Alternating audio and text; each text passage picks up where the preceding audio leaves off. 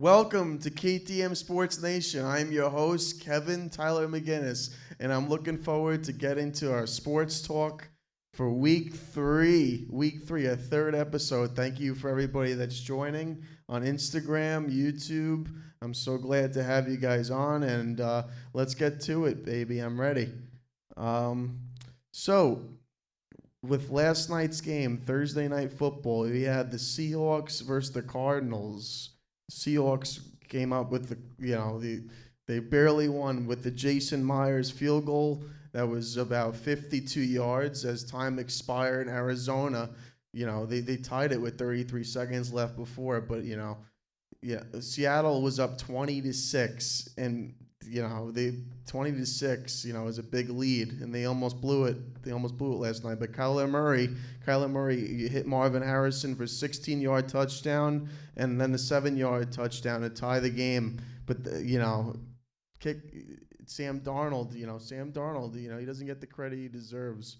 With the Vikings, he did very well with the Vikings, and now he's brought the Seattle Seahawks to a 3-1 record. And Arizona obviously drops down to 2-2. So Seattle's off to a good start this season. I'm When it comes to Sam Darnold, he might be able to bring Seattle to the playoffs. What do you guys think? I mean, thanks for joining Instagram. Jacob, Art. Who else joined? Riley joined. Let's see. Christian joined. What do you guys think? You guys think Seattle's a real deal? What do you guys say?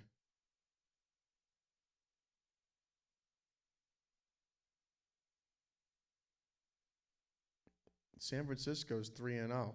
I mean, do you think San Francisco's gonna win the division or Seattle? Even the Rams are 2-1. His division's pretty good this year.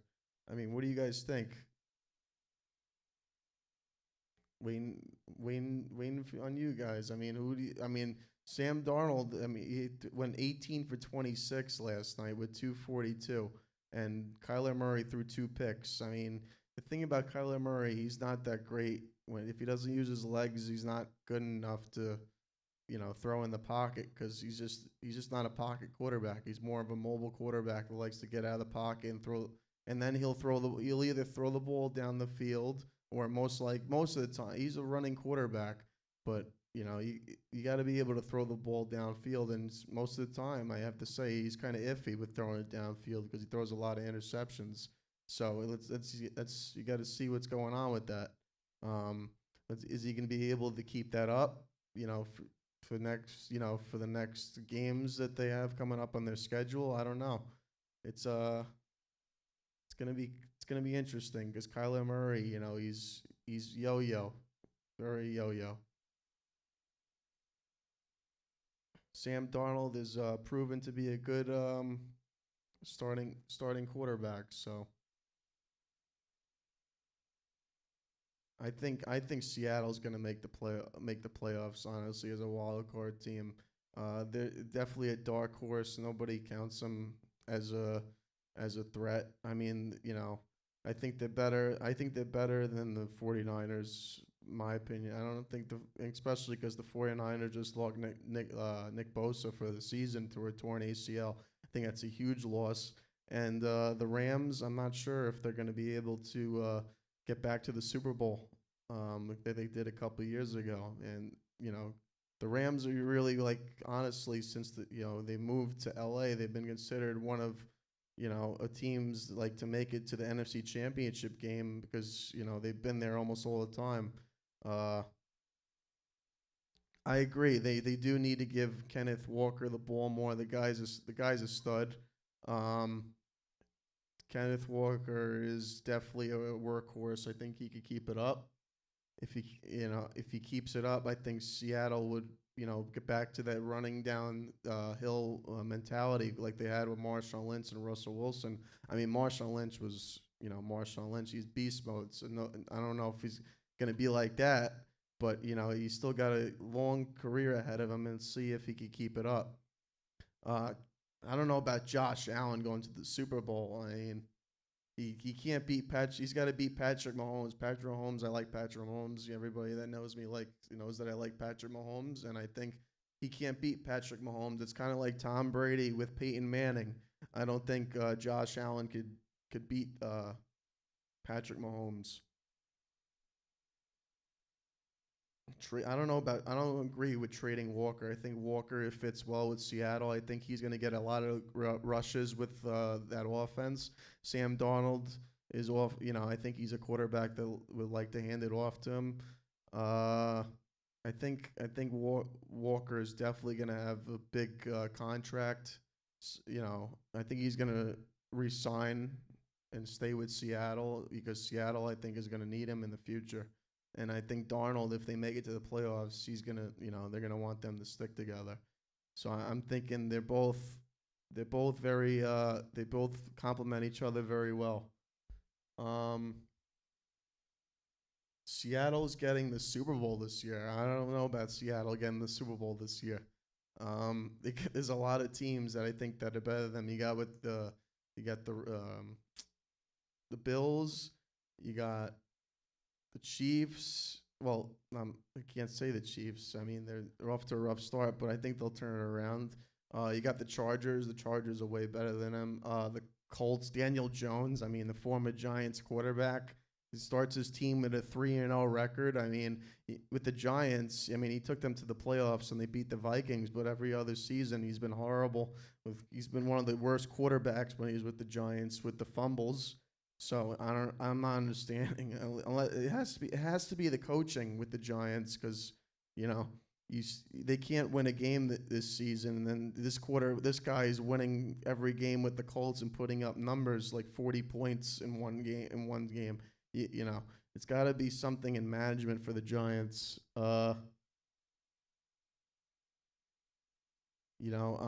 So I think the Colts might be the real deal because Daniel Jones has proven that he's a good starting quarterback and fitting very well with the Indianapolis Colts.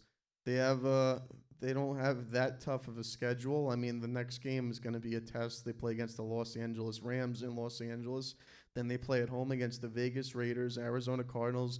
I just want to let you know if you guys are watching on Instagram, please tune in on YouTube and subscribe on my YouTube, KTM Sports Nation. So I'm live on that. And so the Colts are playing the Vegas Raiders and the Arizona Cardinals, and they're playing at Los Angeles Chargers. So they got two Los Angeles teams in a matter of 4 games. It's against the Rams, at the Rams, and then at the Chargers. And then they play at home against Tennessee, then Pittsburgh, Atlanta, and they have a bye week. So I would say the Colts could go maybe 2-2, maybe 3-1 if they bring their A game against either the Rams or the Chargers, because I think they're going to beat the Vegas. I think they're going to beat Arizona. I think they're going to beat Tennessee.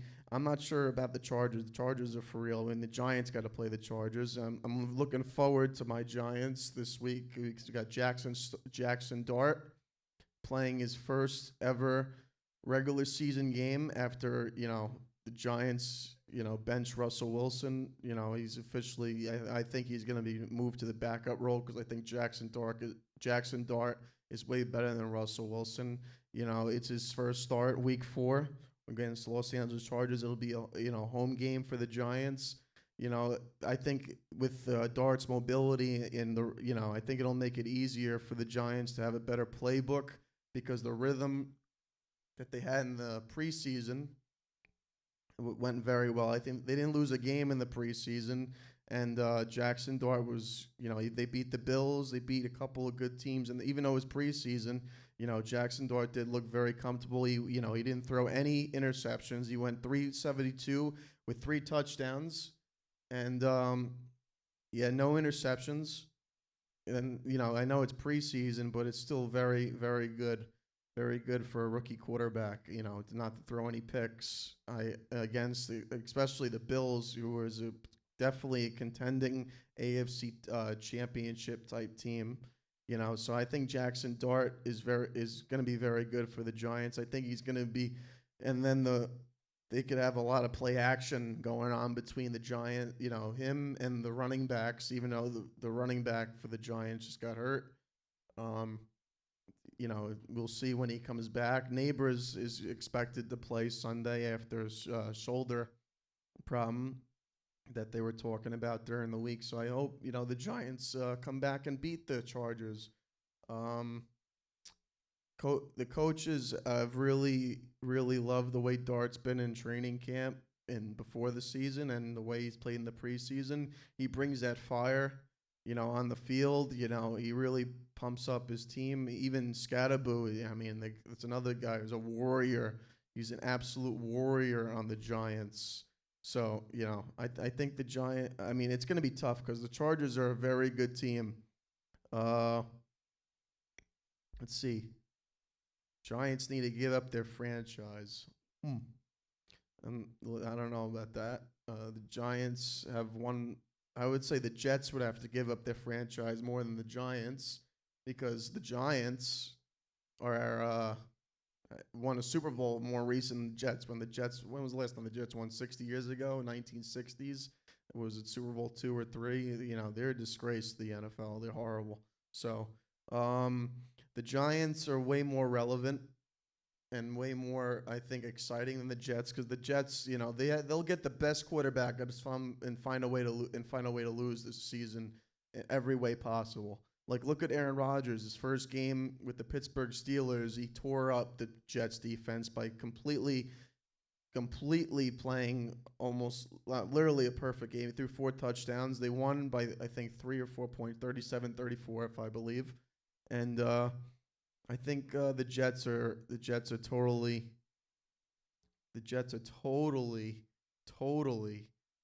don't belong, representing New York. Coming from a New Yorker here myself, I think the Jets are just terrible. Aaron Rodgers, he said he felt great beating the Jets. This is the guy that ran out the flag, and then, he got hurt again, for week 1, he was out for the season week 1 when he was with the Jets. And next year, he's tearing up the Jets by saying that it was so great to beat them because the fan base was so bad to him. But that's the Jets. The Jets are a disgrace. Jets, Miami on Monday. I would say it's a must-win for both teams. I mean, both teams are off to they're off to a rough start. The standings. Let's check the standings for the Jets and the Dolphins. They're both 0-3. I would say the Dolphins are better than the Jets because they have more explosiveness. I know Tyreek Hill is very frustrated right now with the Jets. I think he's gonna exploit. If Tua could get him the ball, I mean, Tua's got to step it up. Do I think the Jets, if they drafted Jaxson Dart, they'd be a better team? He's a good young rookie receiver. I do believe that Jaxson Dart is he's good. I would say if I had to pick though, back to the Jets in Miami, I would say Miami close game 27-21. 27-21. I would say Miami wins. I think Tua is gonna lead his team down the field, and the Jets, the people are it's gonna be the same talk. Is Fields the answer?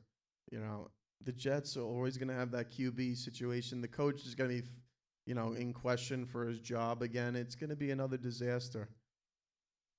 It's gonna be a disaster for the Jets.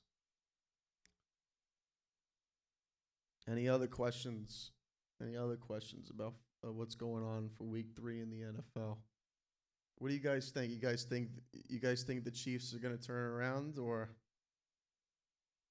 you think the Chiefs are going to win, make it back to the Super Bowl, AFC Championship game? I personally believe Mahomes is always capable of going back to the championship game, even with not having extreme talent, because Andy Reid and him are just the best two dynamic duo coaches. They're the best dynamic duo coach and player in the NFL. Um, the Eagles are a tough team though. So if they have to play the Eagles again, it's gonna be tough because the Eagles, Saquon Barkley and all those guys, and Jalen Hurts, it's going to be tough. Um, t- I think Patrick Mahomes, stats wise, he's still got a lot to prove to be close to Tom Brady. I mean, uh, Tom Brady is the greatest of all time, even though I'm a New York Giants fan and we beat him twice. So I'm happy about that. I just don't think I don't. I Patrick Mahomes is definitely on his way. If he continues to make the Super Bowls, there's always a chance for him to win. I mean, he's only 20 something years old, so he could play very late into his career. So I think the Chiefs always have a chance to get back to the Super Bowl. Tom Brady is the GOAT. I said Tom Brady is the GOAT. So, 28, I mean, that comeback against the Falcons in the Super Bowl 28-3, and they came back and won in overtime, was the greatest comeback in the history of the NFL. I mean, even though I was rooting for the Falcons because I can't stand the Patriots, Tom Brady, right? That was easily one of the best games of his career and one of the greatest games in the history of the Super Bowl in the NFL. So I would say Tom Brady is definitely the GOAT. I'm not arguing that. He's definitely the greatest of all time. And Patrick Mahomes has got I would say he's got a long way to go before I mean, if he would have won the Super Bowl last year, he would have had one step closer, to getting that, because they were comparing them a lot on ESPN and stuff, and think I don't think he's not there yet. Obviously, Tom Brady's got a lot more Super Bowls, so he's not there yet. Um, Thanks for joining on Instagram. More people are joining. Let's see. What's up, Victor? Who's watching? Let's see.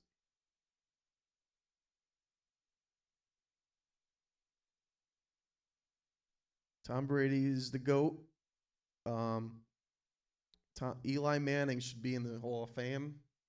You know, I think those two Super Bowl runs are legitimate cases, and I think Tom Brady. I mean, I think Eli Manning is definitely should be in the Hall of Fame because he beat amazing quarterbacks. Those two runs, he beat Brett Favre, he beat Tom Brady.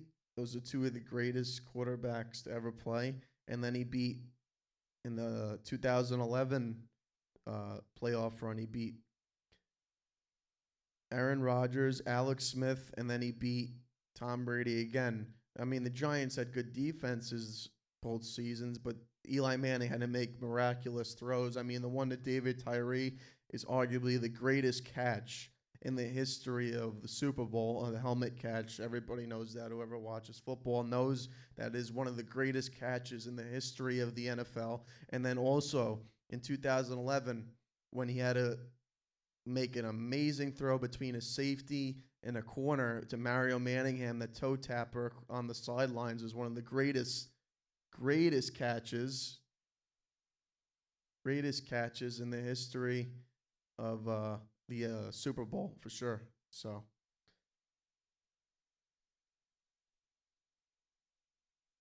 it's the last week of the MLB, switching sports. This is the last week of the MLB season, and there's been a lot of clinching, in the divisions when it comes, like the Mariners. They just clinched the AL West division for the first time since 2001. That's a 24-year drought, and Cal Raleigh has been a big part of that with 60, home runs. He's incredible. First catcher, he has the most by a catcher with 60 plus home runs, switch hitters. The last person I think that was compared with 60 home runs was Mickey Mantle, and then the Dodgers secured the NL West, the 12th in 13 seasons with an 8-0 win over Arizona yesterday, backed by 2 homers from Freddie Freeman, a strong outing from Yamamoto. And the Brewers and the Phillies already clinched. Those playoff spots are pretty much settled. So now it's up to everybody else to catch up, like the Yankees and the Blue Jays. I mean, who do you think? I'm a big let's go Yanks. I hope the Yankees make it and win the AL East. So we'll see how that goes. Do you guys think that the Blue Jays will collapse against the Yankees? Because if the Yankees sweep the Orioles starting tonight, and the Blue Jays lose 1 against Tampa Bay Rays, the Yankees will be the winners of the AL East division, and that'll be back-to-back AL East, back-to-back AL East championships for the Yankees. So who do you think is going to win? I think Aaron Judge is definitely the MVP.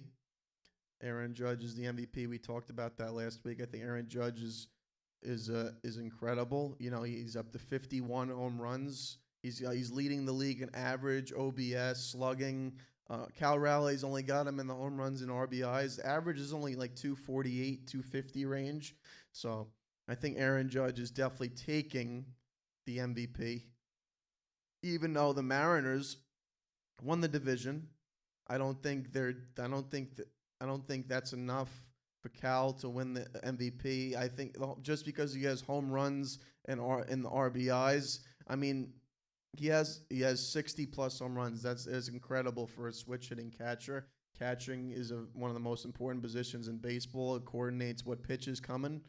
And also they have the plays at the plate, which could signify who wins which game. If it comes down like say if somebody's up in the 9th inning, they have a chance to walk it off, and there's a play at the plate. It's one of the biggest plays in baseball.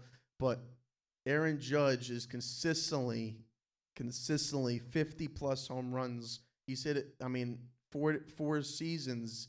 He's hit 50 plus home runs, which is insane. I think he's considered one of the best Yankees. He just got to win a World Series. He's got to bring it in October. That's got to be seen.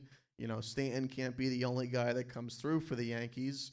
So it's time for Aaron Judge to step it up. So, they don't have the tiebreaker over the Blue Jays. So that's unfortunate because they lost the season series against the Blue Jays this season. So the Blue Jays have that over the Yankees. So the Yankees got to win every game and hope that the Rays could beat the Blue Jays, because that's who the Rays are playing. The Blue Jays could beat them in the next 3 days. Because if the Rays beat the Blue Jays once, and the Yankees, like I said, sweep the Baltimore Orioles, we're division champs. So I'm hoping that happens. And then we have a crazy collapse by the Detroit Tigers. 15 and a half games they were up. 15 and a half against the Cleveland Guardians. One of the biggest chokes in the history of a division lead is the Detroit Tigers absolutely fumbling that lead against the Guardians. So 20-25 Cal or 97 Piazza. Oof. Well, Mike Piazza was consistent for years, so I'm going to go with Mike Piazza. This is Cal's best season of his career. I go by consistency, and I don't think Cal is nowhere near as good as Mike Piazza is, even though he was a Met, and I don't like the Mets.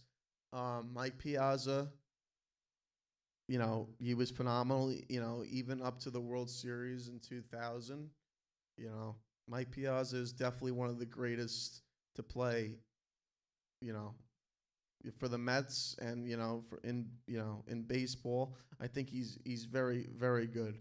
But Cal is not on Mike Piazza's level yet. He's got to prove more throughout his season.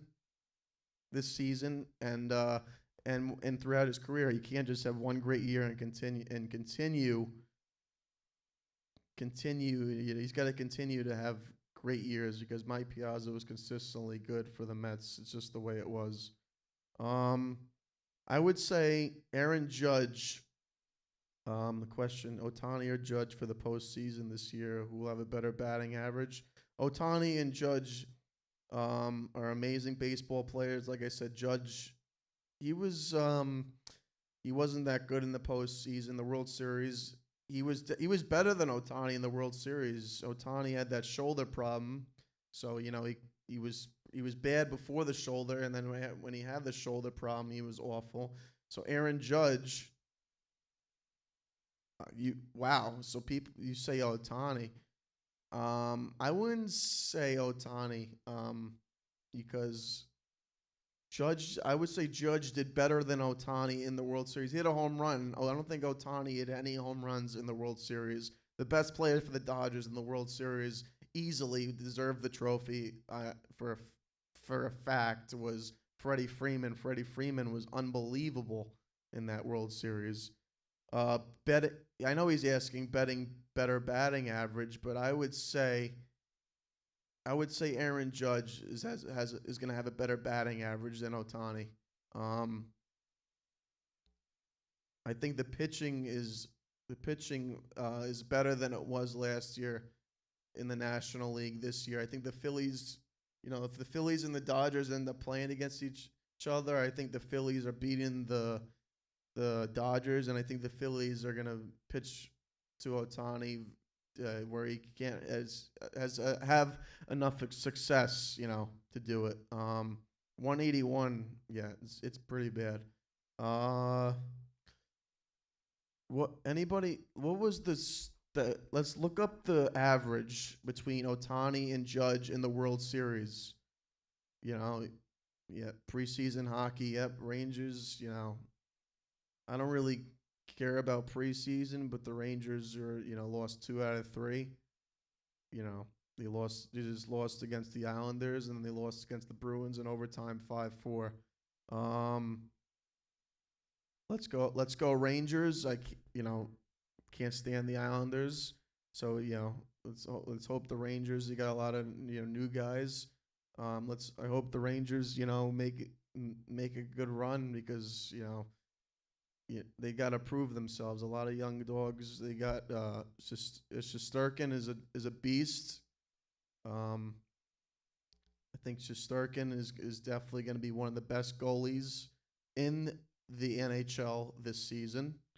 And because they were up, I believe they were up 4-1 the other night against Boston, and then they took them out, and then they lost the game.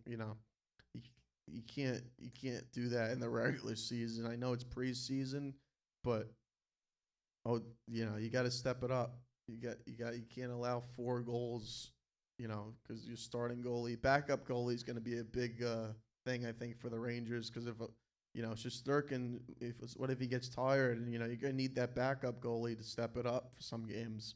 So, I think. The Rangers, they're going to have to prove themselves this season. Hopefully they do. But back to the NL wild card, like we were talking about, the final spot is still up for grabs in the National League. We got the Mets are up by a game. They just won a huge series, against the Chicago Cubs, 2 out of 3. And the Reds are only 1 game behind. I would say the Diamondbacks are out of it, because they're 2 games out, and there's only 3 games remaining in the schedule, and they're playing against the Dodgers. I don't believe the Arizona Diamondbacks have a chance. I think the Dodgers are way better than the Diamondbacks, and the Reds, they had a very, very tough, 3-game series against the best team in baseball, the Milwaukee Brewers. So I don't believe, the 7-3, even though the Reds are 7-3 in their last 10, I don't think I hope the Reds leap the Mets, because I would love to see the Mets go out of the postseason. But I don't. The Mets got to play against the Marlins. The Marlins, it's a pretty on paper it's pretty easy for the Mets, but the Marlins, they're a strange team. Sometimes they like to play spoiler. So let's see if the the Marlins could beat the Mets, and if it doesn't happen, the Mets will, if they sweep the Marlins, as of right now, it would be the Mets making the playoffs, and they would be playing the Los Angeles Dodgers. So it'll be a rematch of last year, but it'll be a 3-game series with the Dodgers majority, at home, obviously, because they have the better record and division winners. So it'd be the Dodgers against the Mets in the wild card series, and the Cubs will be playing the Padres. And most likely, the Cubs will be home, even though the Padres are only 2 games back of them. There's only 3 games left in the season, like I said. The Cubs, I believe the Cubs are better, than the Padres, even though the Padres are a scary team, in my opinion, with Machado and Tatis. Those guys are beasts. So that could be go to game 3 easily, because both teams are pretty evenly matched. The Cubs are young and they're hungry. I think they're very good this year. Their outfield is a lightning fast. They got great gloves in the outfield. Their infield is very good. Swanson's very good. You got, like I said, back to the Mets. They got a lot to prove. Let's see if they could. They've had a very up and down last 2 months. Let's see if they could do it. I don't. I don't. I don't. I don't. I think. I hate to say it, but I think they could, because they're playing against such a weak team, the Miami Marlins, and all the other 2 teams behind them are playing against the Padres, and the Milwaukee Brewers. It's pretty easy for the Mets to easily win out, but the destiny is in their hands. So we shall see. And the Phillies and the Brewers, they have the bye. They have the bye, so they wouldn't have to worry about playing anybody until the wild card rounds are all matched up and done with. So I believe the Cubs will win the series in the full game series. It'll be 3 games. Reading questions.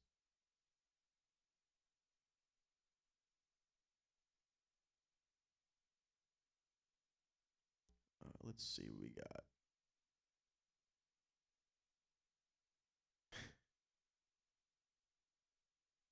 Dodgers are definitely beating the Mets. The Mets are not good. I don't care what anybody says. The Mets are not good this year. They're better last year. And I don't care if Lindor's having a 30-30 season, which is good. And so Lindor and Soto are having good seasons, but the 2 guys are not good enough to carry against the Dodgers. They're too yo-yo. They are yo-yo. Juan Soto should have stayed with the Yankees. I'm going to say it over and over again. He should have stayed with the Yankees. You only offered him $5 million less. They have to step it up. Like I said, against they have to win all 3 games against the Marlins. I don't see the Diamondbacks catching up to the Mets. It's going to be between the Mets and the Reds, and they own the tiebreaker, the Reds, over the Mets. So if the season ended with tied records, the Reds would be leaping.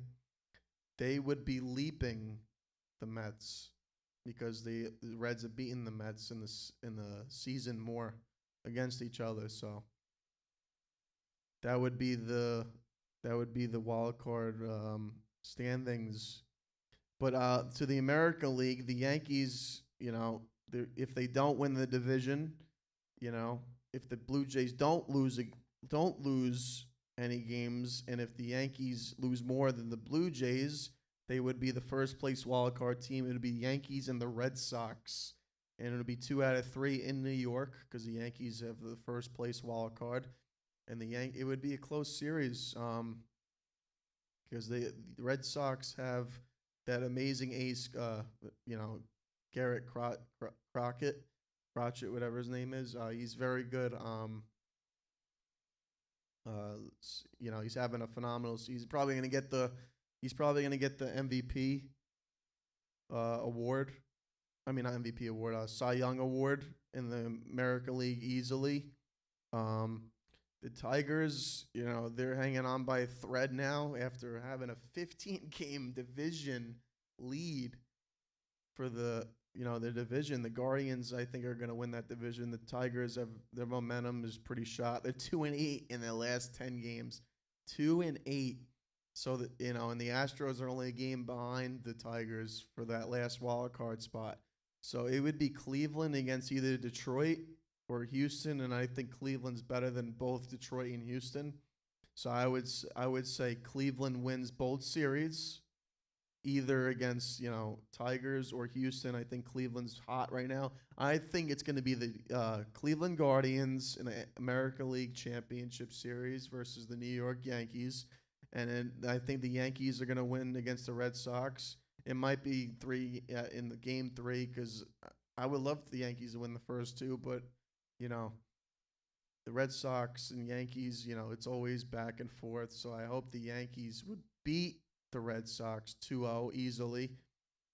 But, the Red Sox, besides the last 2 months, they've had our number. At least we don't have to worry about Rafael Devers like we didn't have to worry about him all season because he's no longer a part of the Red Sox. Mariners, and the Blue Jays, like I said, if the Yankees don't win the division, they would have their bye week and they would play the winner. The Blue Jays would play the winner of the Yankees and the Red Sox. Blue Jays would have home field advantage in the ALDS 5-game series against the, Blue Jays would have the home advantage 5-game series against either the Yankees or the Red Sox, whoever wins that wild card series. I think the Yankees will beat the Red Sox, and the Yankees will play the Blue Jays. Yankees, because the Yankees have been hot. I think they said in the last 46 games, the Yankees are 32-14, which is pretty good. That's, to me, I think that puts them right back in the World Series contention. They've been good. They've been really good, and I'm happy to see it. And I think they could beat any team right now. It just comes down to their bullpen. Bullpen's been solid recently, so I can't complain. Devin Williams, he's been all right recently, so let's see. And we got Bednar as the closer, and I think he's been lights out. So I guess we'll see when it comes to the Yankees this season. So, a lot to go. It's October now, so it's go time for them.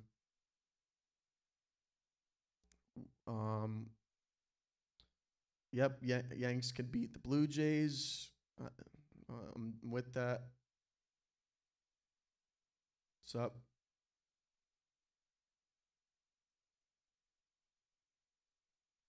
Yankees don't lose to teams, they lose to themselves. Yeah, I agree with that because, like I said, our best player cannot hit under 200 if we're going to win the World Series. He's going to have to be that captain. So we have to see. We have to see how that goes. Aaron Judge has got to be the guy. He's got to be the guy.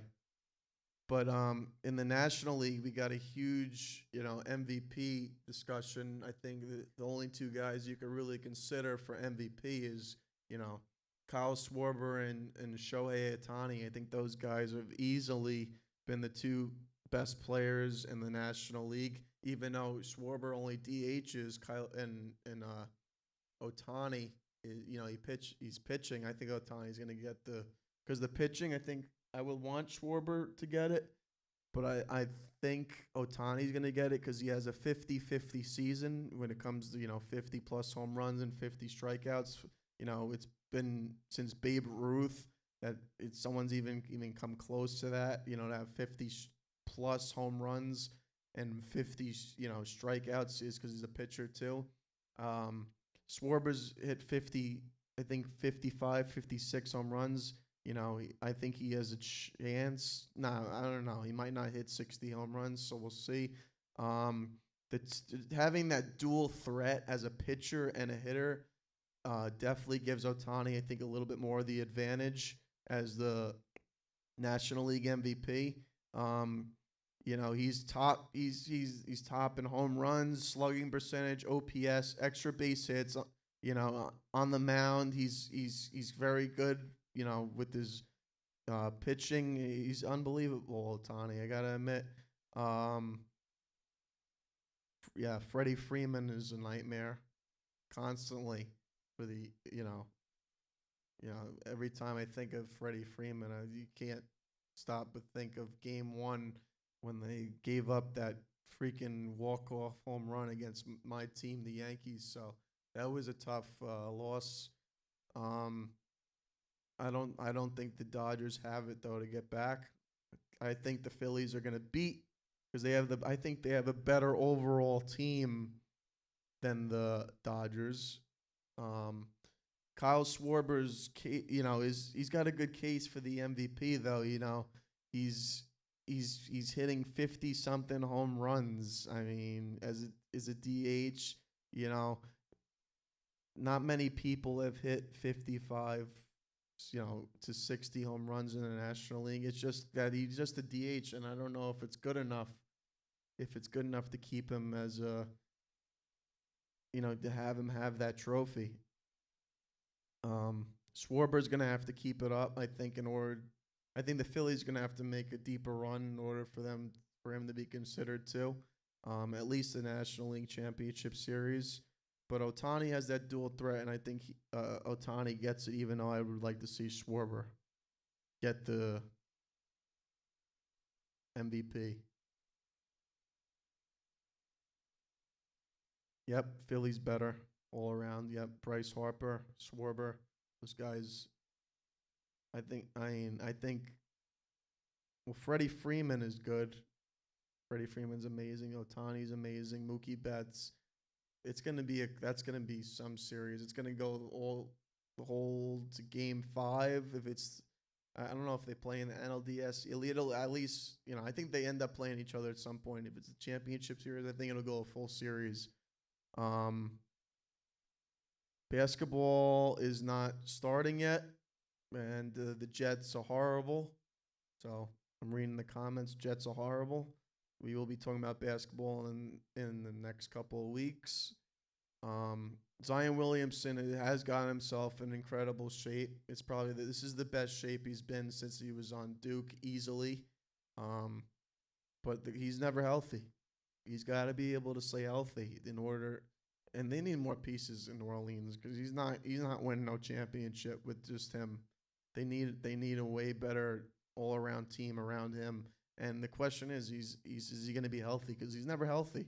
The guy is always injured, overweight. It's always something. And Jalen Brunson, Jalen Brunson is, that's the Knicks are my team. So Jalen Brunson is is easily one of the best players in the league.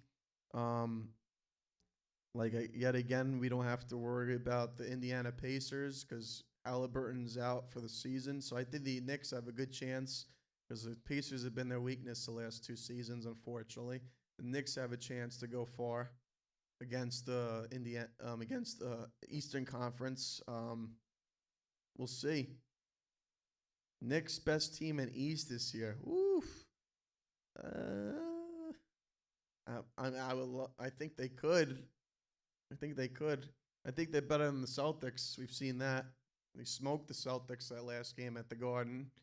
So I think, and I don't know if Jason Tatum is going to be the same player he once was after tearing his Achilles, one of the most significant injuries in all of sports. Once you tear your Achilles, you're never really the same. Look at Kobe Bryant.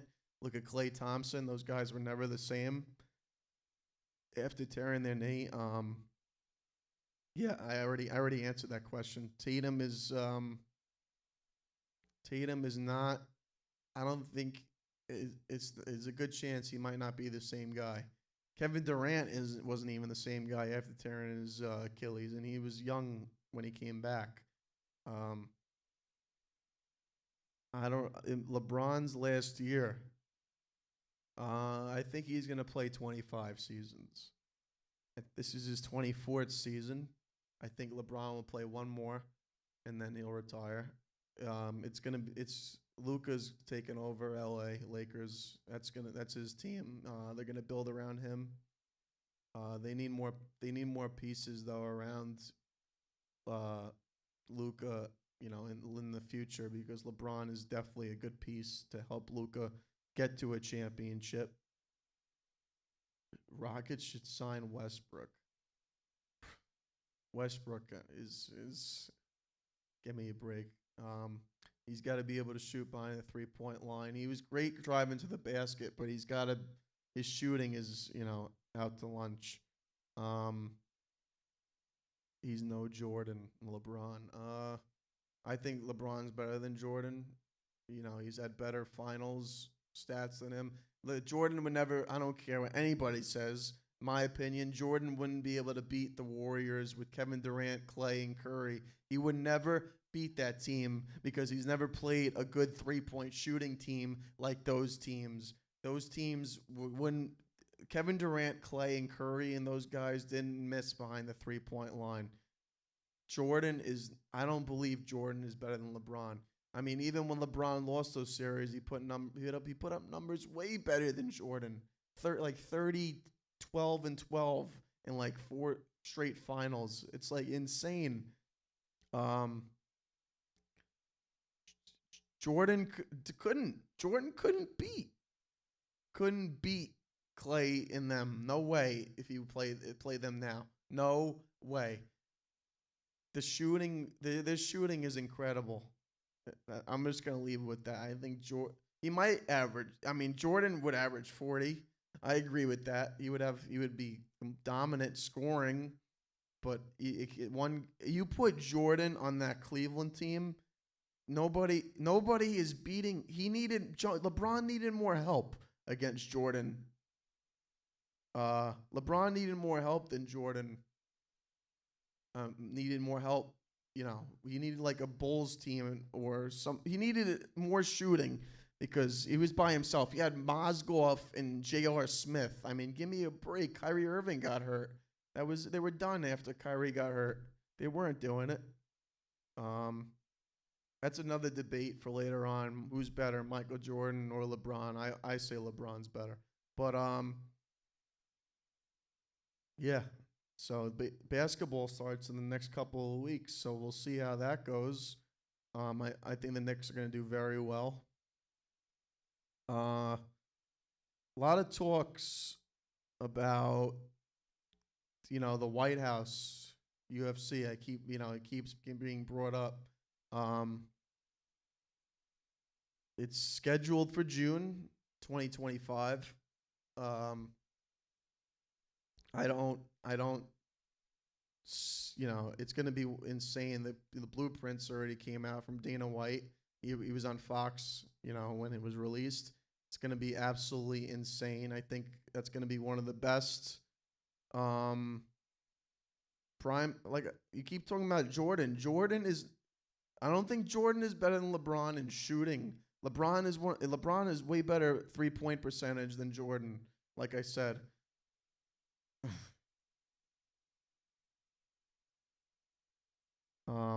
Yeah, but UFC White House, blueprints were released by Dana White. It's going to be scheduled. It was originally July 4th, 2026, but now I think they're doing International Fight Week late June. And there's been a lot of rumors of who's going to be on the card. It's going to be Ilya Depore just came out on Twitter yesterday and said he's willing to bet that anybody that he's going to be on the main event of the White House, which I don't see happening because I think Conor's going to be in that slot and John Jones. It's either Conor will be co-main or Jones will be main event co-main. I mean, they could do either or. That both. Ilya Depore is not getting that slot. If those guys are definitely confirmed that week, all the way up to that week, because that's the thing.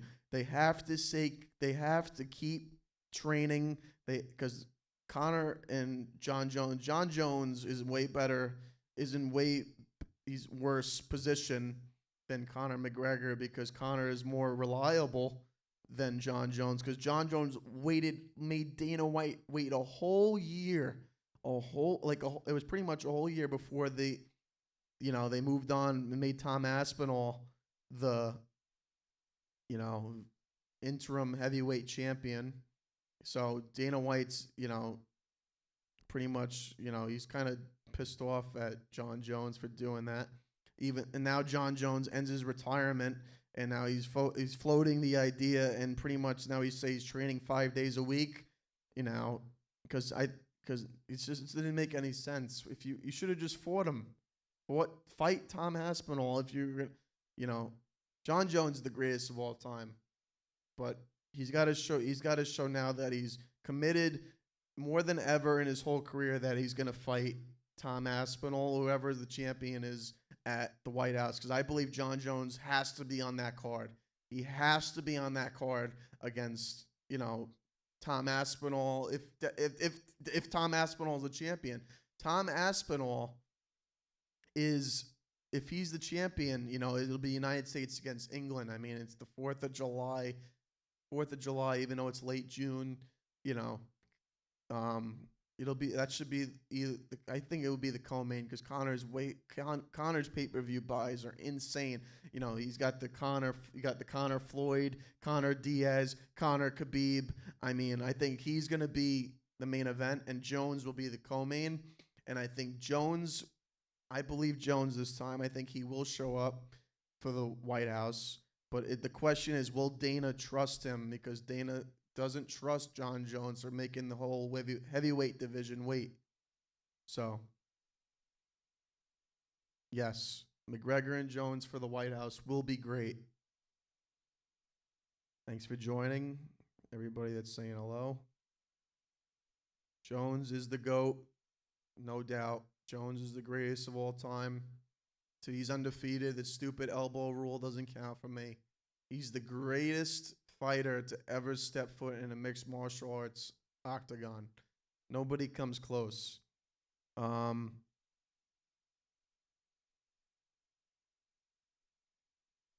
do you mean when it's a bubble with COVID? Oh, talking about basketball. That's right. Yeah. GSP is not the greatest of all time. He's I would say GSP is the second greatest of all time. I would say GSP, but we're not talking about GSP. We're talking about John Jones here. John Jones is the greatest, mixed martial artist to ever set foot in the octagon. But his trust is definitely questioned now with Dana. Question is he going to be able to be trusted? I don't know. Ilya Topuria, I think will be on the card. I think they should right away. If Islam retains, they shouldn't schedule Islam against, which is, Khabib trained Islam, obviously, and, Ilya and Islam have that rivalry going. You have to have the next fight. If Ilya is willing to move up to welterweight, because Islam is fighting in November for the welterweight belt, and if Islam wins, you got to have Ilya versus Islam at the White House. I mean, that would be insane fight. That would be a huge fight. Imagine you would have Conor, John Jones, Ilya, Islam, and then the other, she says she's not going to fight on it, but might come back to the UFC. UFC. She's been training like crazy. She says she won't fight on the White House. Though will be Ronda Rousey. I don't know if she still got it.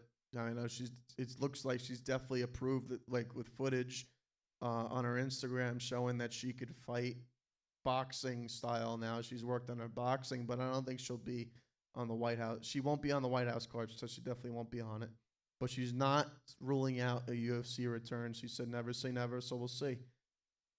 Sean O'Malley has made it clear that he wants to fight on the White House card as well. He said, I would absolutely love to be on that card. If I can get one in early next year, count me in.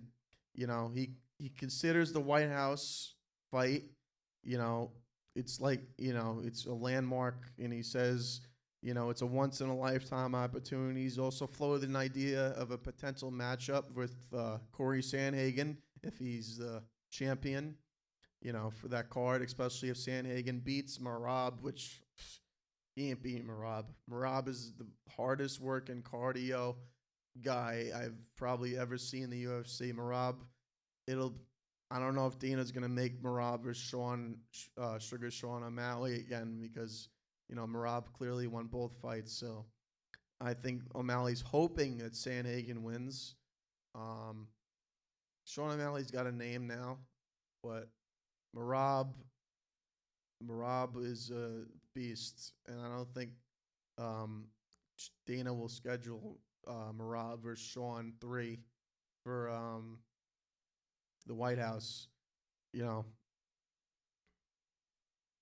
he says, Sean O'Malley, Corey goes out there and beats Merab. I beat whoever's next. It would be interesting to match them up too. Um, he's also aiming to fight like I said, he's aiming to fight within the next 4 to 5 months. You know, as a strategy to gear up for the White House. But the question is, if Merab's still the champion, you're gonna make Merab versus O'Malley again. And I mean, I like O'Malley, but he ain't gonna beat Merab because Merab's an insane wrestler and his cardio's out of this world. Guy's one of the greatest cardio workhorses in the history of the UFC. The guy is absolutely incredible. So that's a big if for Sean O'Malley.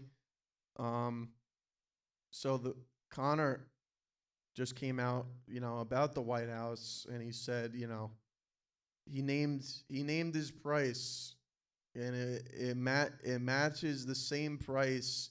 He demands $100 million to fight at the White House event, plus 100 U.S. golden visas for himself, family, and friends. These golden visas will they're referred to a Trump administration program that grants fast track immigration status in exchange for a $1 million donation to the U.S. Commerce Department.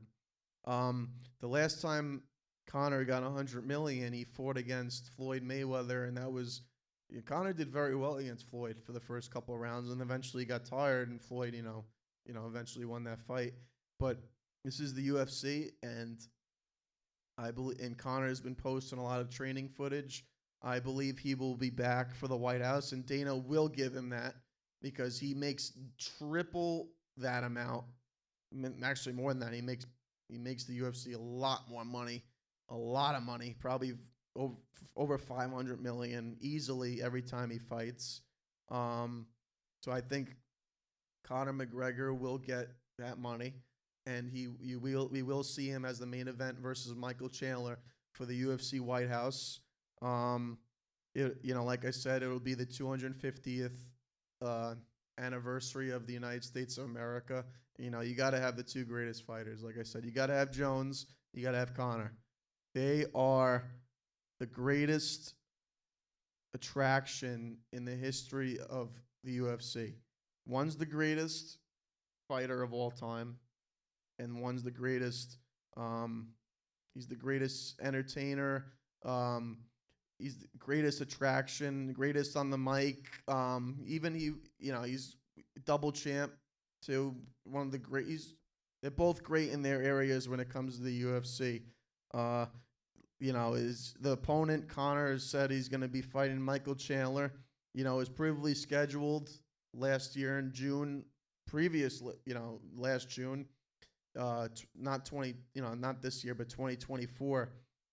They scheduled Conor versus Chandler for UFC 303, but McGregor pulled out because of a toe injury, and there was pictures of it. So who knows if it's true? Which I hope it's true. Dana believes him because obviously he took a picture of it, but and his toe was purple. So and it's hard. I guess it's hard to fight. Yeah, it is hard to fight on a broken toe in mixed martial arts, especially if you're kicking. So I guess that was a valid enough reason. Dana White indicated also that McGregor is a top choice to headline the event. I would have to agree because he's number one in pay-per-view buys, and he's an insane draw for the company. Plus he's I'm hoping that he comes back and really is focused. because he's not going to want to lose in front of millions of people that are watching. Supposedly, it's going to be streamed on Paramount and it's going to be on national television on CBS. So he's not. He's going to bring it. He's going to bring it against Michael Chandler.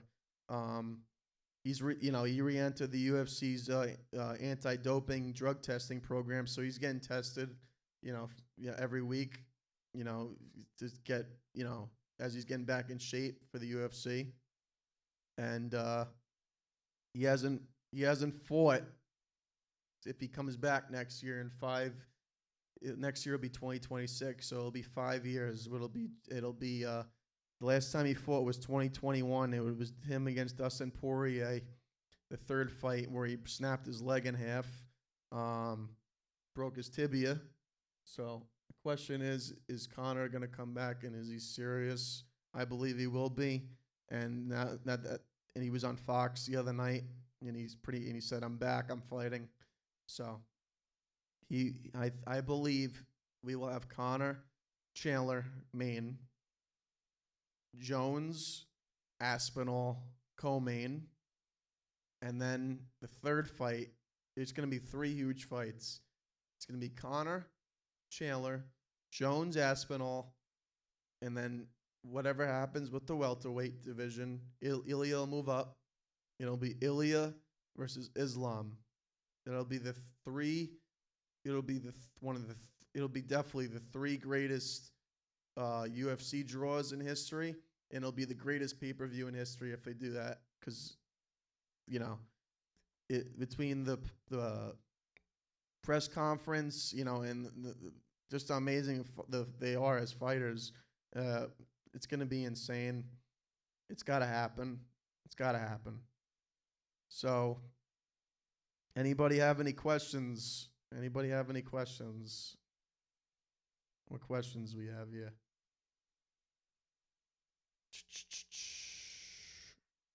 What we got?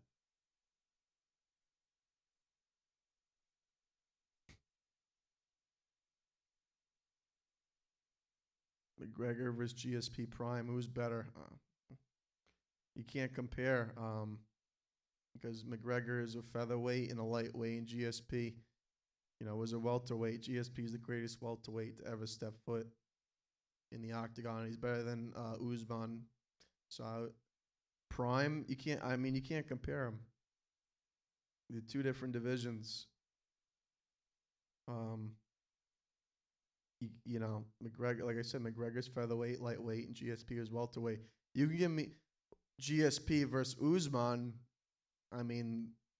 Everybody likes to compare those 2. Who do you think is better, GSP or Kamaru Usman? Thanks for watching on Instagram. Whoever's tuning on Instagram.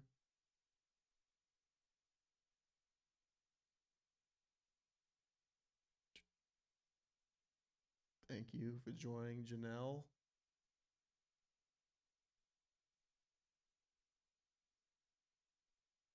A lot of people.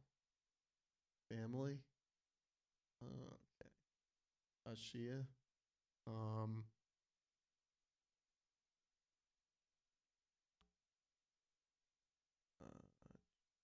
Troy. Thanks for joining, guys. But like I said, who's better? GSP? Because you can't compare McGregor and GSP. Who's better, GSP or Usman? Anybody know UFC in this chat? I'm waiting.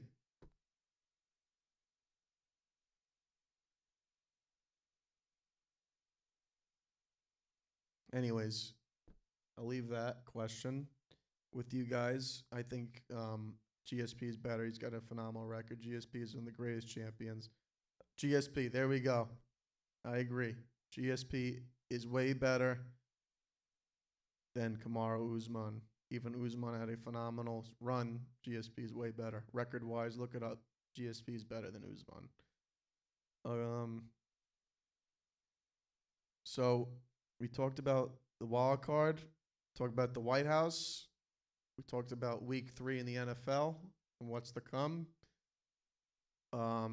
there was an announcement when it comes to the MLS, when it comes to one of the greatest midfielders in the history of football, has is officially announced his retirement. Sergio Busquets. He's announced his retirement at the end of the 2025 MLS season. You know, with Inter Miami. So he posted it on his Instagram. He says, "I feel that the time has come to say goodbye to my career as a professional footballer. It has been almost 20 years of enjoying this incredible story that I always say I dreamed of. He's got one of the best resumes as a midfielder in the history of football. And football is soccer. The American football stole the name. So he came up, like, his a recap. He came up through the Barcelona's youth system when he was very, very young, and spent 18 years with Barcelona's, senior team, obviously, and making over 700 appearances with the club. With Barcelona, his titles alone, and how great he was. If you watched him, he's just one of the best passers and minds in the history of the game. He won 9 La Liga titles, 3 UEFA Champions League trophies, multiple Copa del Reys. He won a World Cup with Spain, his national team, because he's Spaniard. In 2010, he earned 143 caps for Spain and won the 2010 World Cup, and he won the 2012 Euro. He joined, after all those years with Barca in 2023, he joined Messi in Inter Miami. He added trophies with that. He won the Leagues Cup, and then he won the Supporters Shield. So Busquets is one of the best to ever step foot on the pitch. He's unbelievable. He played with Iniesta. Ronaldo is not the greatest of all time. Messi's the greatest of all time. 8 Ballon d'Ors to 5 Ballon d'Ors. So, he is the best CDM ever, easily, because his defense is amazing. His passing is amazing. He's one of the greatest to ever. He is one of the greatest to ever play midfield for Barcelona and Spain and in the sport in general. Messi is the GOAT. There's no doubt Messi is the greatest of all time. And the majority say Messi versus Ronaldo. That'll be another show. We'll have Messi and Ronaldo, and then we'll have Michael Jordan, LeBron, and I'll give you the numbers that compares why each player is better than the other player, in their respective sports. But I just want to thank everybody for joining tonight on Instagram. Thank you for joining tonight on YouTube. Thanks for joining tonight. A lot is happening this week when it comes to baseball, starting tonight. Last 3 days is, the next 3 days are the last 3 games of the MLB season. Sunday's it. So we'll see what happens with that. We'll see what happens with the Yankees, see what happens with the Giants on Sunday. So I just want to, thank everybody for joining, and I'm looking forward to the next episode of my podcast, and we'll have more guests, and it's just gonna keep going. It's gonna keep going and going. Thank you for joining, and have a good night.